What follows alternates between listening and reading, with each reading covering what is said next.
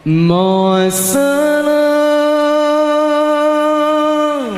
في أمان شيخنا. Thawabu man kanat lahu hajatun fasalah hadis salah wa da'a bihadad du'a. Pahala orang yang ada baginya hajat. Fasalah hadis salah, maka dia salat dengan salat ini, wa da'a bihadad du'a, dan dia doa dengan doa ini. An Utsman bin Hunayf radhiyallahu ta'ala anna a'ma, bahwasanya orang yang buta ata ila Rasulillah, telah datang kepada Rasulullah SAW. Buta datang kepada Rasulullah. Faqala, maka orang buta tadi mengatakan, ya Rasulullah, ud'ullah, berdoalah kepada Allah, ayak syifa, untuk membukali bagi aku, an basari, dari pandanganku, maksudnya untuk menyembuhkan pandanganku. Qala, Nabi mengatakan, aw ada'uka, atau aku membiarkan kau saja, enggak usah didoain, kamu dapat pahala juga kok. Qala, orang tadi mengatakan, ya Rasulullah, innahu, sesungguhnya, qad syaqqa, telah berat alaya, atas aku, dihabu basari, hilangnya pandanganku, hilangnya mataku. Qala, baginda mengatakan, fatalik, maka berangkatlah. Fatawaddo, maka wudulah. Tsumma sholli raka'atain, kemudian salatlah 2 rakaat. Tsumma qul, kemudian katakanlah, Allahumma inni as'aluka wa atawajjahu ilaika bi nabiyyi Muhammad nabiyyir rahmah. Ya Muhammad, inni atawajjahu ila rabbi bika an yakshifa li an basari. Allahumma, ya Allah, inni, sesungguhnya, as'aluka, aku mohon kepada engkau, wa atawajjahu, dan aku menghadap, ilaika, kepada engkau, aku memohon dan menghadap, binabiyyi, dengan nabiku, Muhammadin, yaitu Nabi Muhammad sallallahu alaihi wasallam, Nabi rahmah, ya Nabi rahmat. Ya Muhammad, hai Muhammad. Padahal ini tidak di samping Nabi, ini waktu habis sholat ini. Ini menunjukkan bahwa tawasul dengan kata-kata ya Muhammad begini ini adalah boleh gitu loh.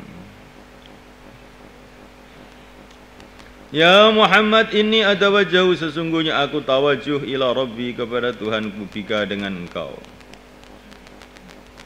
Ayak syifa, untuk Allah membuka, li, kepada aku, an basari, dari pandanganku. Allahumma, ya Allah, syafi'hu, terimalah syafaat baginda Nabi, fiya, dalam diriku. Wa syafi'ni, dan terimalah syafaatku, fi nafsi, dalam diriku. Terimalah syafaat Nabi dan terimalah syafaatku untuk diriku. Faraja, maka dia kembali dari tempat sholatnya kepada majlis baginda Nabi. Wa qad kasyafa, dan sedangkan telah membuka Allah an basari, dari pandangannya. Rawi Tirmidzi wa sahhahu wa Nasai, Ibnu Majah, Ibnu Khuzaimah wal Hakim, wa qala sahih ala syartil Bukhari wa Muslim.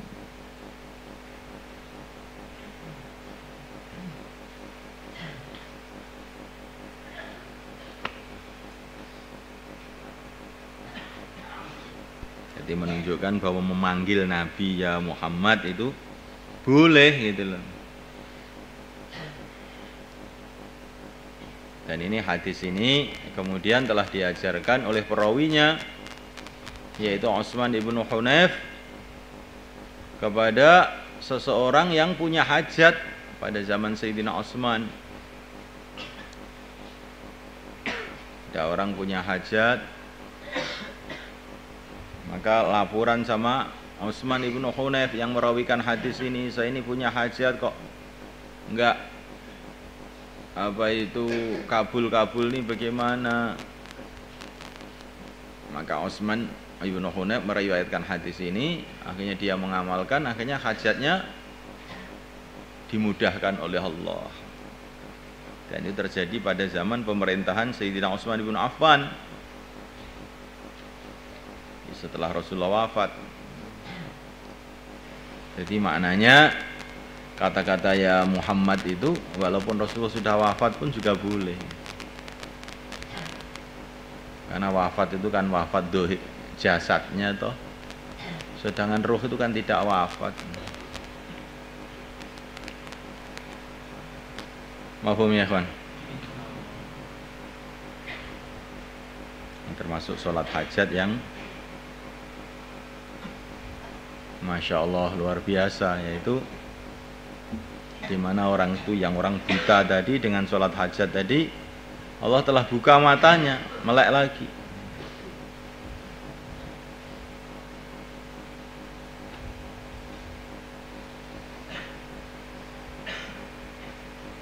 Ya tentu makbulnya doa itu tingkatannya tidak sama.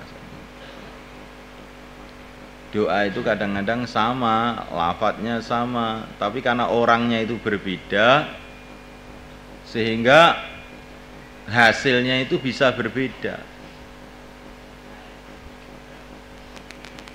Para nabi doa, para sahabat doa, kita pun doa, doanya sama, hasilnya tidak sama. Kenapa? Karena orangnya nggak sama. Tapi walaupun tidak sama, jangan kita pahami tidak ada hasilnya. Karena dalam hadis-hadis yang banyak sekali dijelaskan bahwa orang berdoa itu mesti ada hasilnya. Tapi hasilnya itu bukan mesti sama gitu. Dan hasilnya itu bukan mesti seperti yang dia minta. Tapi mesti ada hasilnya.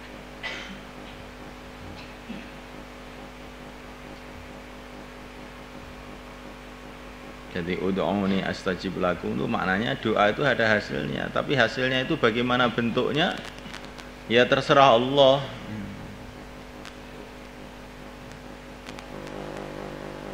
Nah kita ini walaupun doa belum tampak hasilnya, doa lagi dengan penuh husnudzon, penuh baik sangka bahwa doa nanti akan ada hasilnya.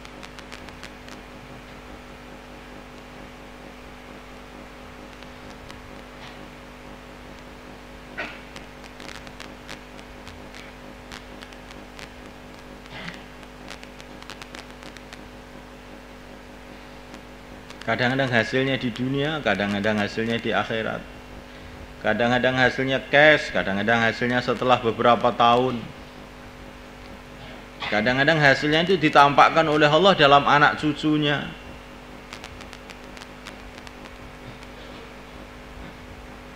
Ada orang itu doa terus tiap hari mohon kepada Allah supaya jadi hafidz Quran. Tapi ternyata sampai mati itu dia ini nggak hafidz Quran. Ini orangnya saya lihat sendiri itu orang itu. Sudah tua itu usaha ngapalkan Quran dan doa supaya jadi hafidz Quran. Tapi nggak hafidz Quran sampai meninggal. Tapi anehnya anak-anaknya itu sekarang tuh saya lihat hafidz Quran semua. Nah, bahkan cucu-cucunya hafidz Quran semua, kebanyakannya itu. Jadi, kalau orang itu anaknya hafidz Quran kan orang tuanya dapat pahalanya juga tuh. Jadi kadang-kadang itu doa itu Allah tampakkan hasilnya itu dengan cara yang kita tidak kira-kira. Maka doa aja terus. Ada orang buta mungkin, mamanya ini satu contoh saja. Doa supaya matanya sembuh, tapi tidak sembuh. Tapi oleh Allah diganti yang lebih baik. Dia hafalannya jadi kuat. Kadang-kadang Allah ganti yang lebih baik, berupa dia ini ridho. Walaupun dia buta, tapi dia tenang, tentram, tidak resah. Tapi kadang-kadang Allah SWT itu memberikan sesuatu itu tidak dikira-kira. Lah buta itu jadi masalah itu kan kalau orang buta itu resah toh. Tapi kalau orang buta itu sendiri tenang, tentram, loh, kenapa kan nggak masalah.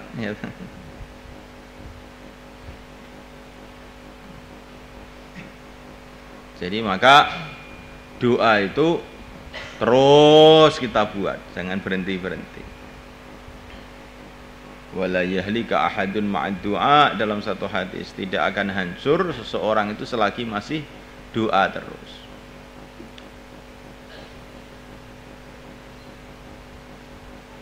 Maka doa lagi, doa lagi.